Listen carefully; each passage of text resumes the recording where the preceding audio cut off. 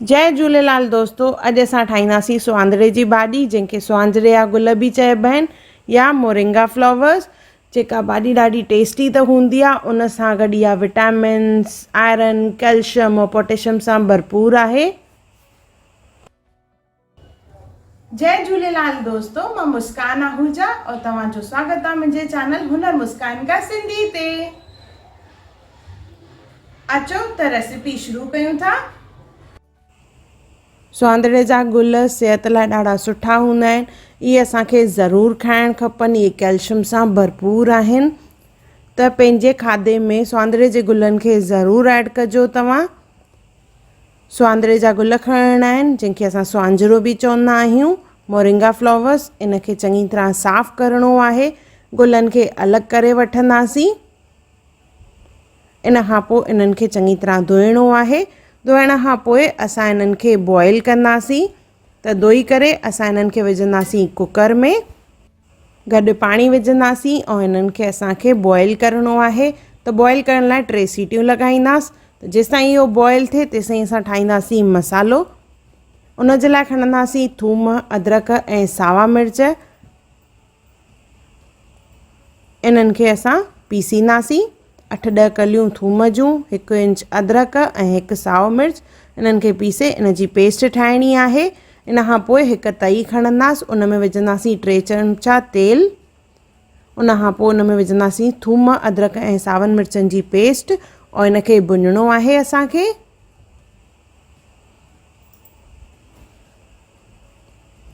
इन खां पोइ असां इन में विझंदासीं बसर। 3 बसर सन्हा कटे विधा आहिनि मां। इन्हनि खे गुलाबी करिणो आहे।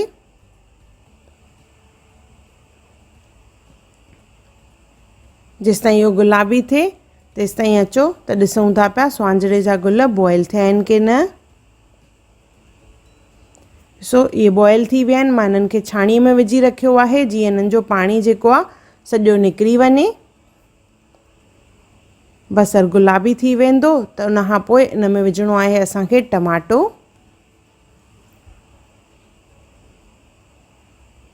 ॾिसो, बसर गुलाबी थी वियो आहे। हाणे इन में 3 टमाटा विझंदासीं।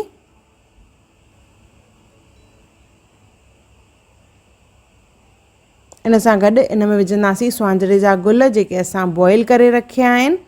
सॼो पाणी इन्हनि मां निकिरी वियो आहे। ध्यानु रहे, बॉइल करण खां पोइ इन जो पाणी कढी पोइ ई इन जो इस्तेमालु कजे। अगरि इहे पाणीअ में ई अगरि असां यूज़ कंदासीं त इहा भाॼी जेका आहे थोरी कौड़ी ठहंदी आहे। इन में विझंदासीं सुका मसाला, हैड, ॻाढ़ा मिर्च, धाणा 1-1 चमचो और हुन सां गॾु विझंदासीं लूणु।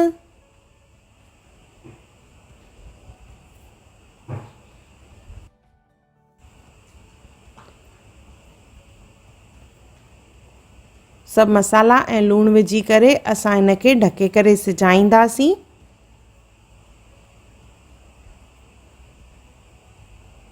इन खे घुमाइणो न आहे, सिर्फ़ु इन खे असां ढके करे थोरी देरि सिजाईंदासीं। 20 खां 25 मिंट लॻंदा आहिनि इहा भाॼी तयारु थियण में। त 5-5 मिंटे जी गैप ते असां इन खे घुमाईंदासीं ऐं चिथींदासीं। जेतिरो चिथबो ऐं सिजाइबो ओतिरी इहा भाॼी टेस्टी ठहंदी आहे। त 5-7 मिंटे जी गैप ते इन खे घुमाइणो आहे। टमाटे ऐं बसर खे चिथणो आहे।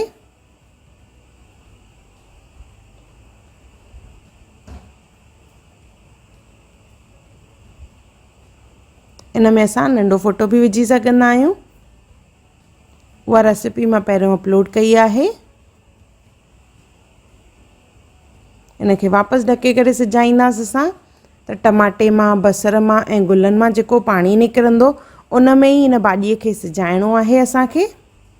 स्वांजरे जा गुल खाइणु ॾाढा सुठा हूंदा आहिनि। इन सां असांजी इम्यूनिटी बूस्ट थींदी आहे। इहे कैल्शियम सां भरपूर आहिनि। त इन खे ज़रूरु पंहिंजे खाधे में इंक्लूड कयो ऐं ॿारनि खे बि आदत विझो त इहे खाइनि ज़रूरु, छाकाणि त इहे खाइणु ॾाढा बढ़िया हूंदा आहिनि। और चङी तरह इन खे सिजाए हिन तरीक़े सां खाइजे त इहे कौड़ा बि न लॻंदा आहिनि और ॿारनि खे बि वणंदा। त ज़रूरु ठाहे पंहिंजे ॿारनि खे खाराइजो। इन में विझंदासीं गरम मसालो।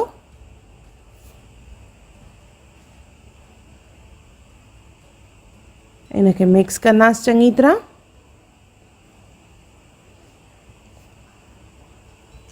इनजो पाणी सुकाइणो आहे असांखे, पर हाणे हिन में असां विझंदासीं ॾही। अधु कोप ॾही या 3 खां 4 चमचा ॾही हिन में विझणी आहे। इन सां इहे गुल जेके आहिनि खाइण में ॾाढा टेस्टी लॻंदा आहिनि। ॾही विझण खां पोइ इनखे असांखे फटाफट घुमाइणो आहे और बाहि खे बिल्कुलु सिम रखिणो आहे। भाॼी सिजाइण महिल बि बाहि खे असांखे सिम ते रखिणो आहे। घटि बाहि ते रखी करे बसर टमाटे और गुलनि खे असांखे सिजाइणो आहे। इन सां भाॼी जेका आहे ॾाढी बढ़िया ठहंदी आहे। ॾिसो जीअं जीअं सिजाईंदा वेंदासीं त इन जो पाणी सुकंदो वेंदो और इन मां जेॾी महिल तेल निकिरणु चालू थींदो त असांजी भाॼी जेका आहे तयार थी वेंदी।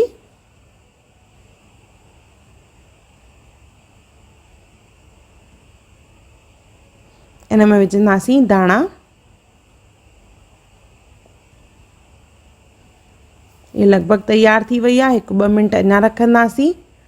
थोरो सो इहो पाणी सुकी वेंदो, तेल निकिरणु चालू थी वेंदो, मतिलबु असांजी भाॼी जेका आहे उहा रेडी थी वई आहे।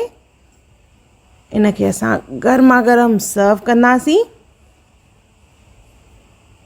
इनखे गरम फुल्के सां, खिचड़ीअ सां खाइजे। कुझु माण्हू इनखे ॾोढे सां बि खाईंदा आहिनि। इहा ॾाढी बढ़िया आहे और ताक़त वारी बि। त हिकु दफ़ो ज़रूरु ठाहियो और मूंखे कमेंट सेक्शन में ज़रूरु ॿुधाइजो त तव्हांखे मुंहिंजो वीडियो कीअं लॻो। और कमेंट करे इहो बि ज़रूरु ॿुधाइजो त अहिड़ियूं कहिड़ियूं ॿियूं रेसिपीज़ तव्हां मुंहिंजे चैनल ते ॾिसणु चाहियो था, जेका मां कोशिशि कंदसि जल्दी अपलोड कयां। अगर तव्हांखे मुंहिंजी वीडियो पसंदि आई हुजे त उनखे लाइक कजो, मुंहिंजे चैनल खे सब्सक्राइब कजो, इंस्टाग्राम ते ज़रूरु फॉलो कजो और मुंहिंजी वीडियो खे ज़रूरु शेयर कजो। और मुंहिंजो वीडियो ॾिसण लाइ धन्यवाद। अगर तव्हां मुंहिंजे चैनल खे सब्सक्राइब न कयो हुजे त ज़रूरु सब्सक्राइब कजो।